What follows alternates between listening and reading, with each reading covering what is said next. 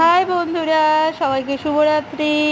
এটা হচ্ছে আমরা খাচ্ছিলাম হচ্ছে চিকেন রেজালা আর ভাত।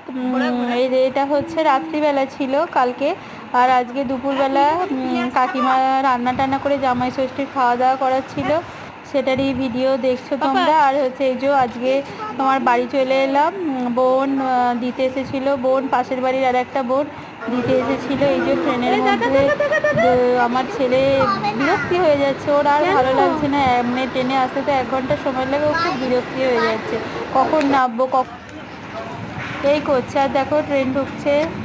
আর হচ্ছে বন্ধুরা, তোমরা সবাই পাশে থেকো, সাথে থেকো, চ্যানেলটা বেশি বেশি করে সাবস্ক্রাইব করে দিও। আর আসার সময় মনটা খুবই খারাপ করছিল, আবার কবে বাড়ি যাব জানি না।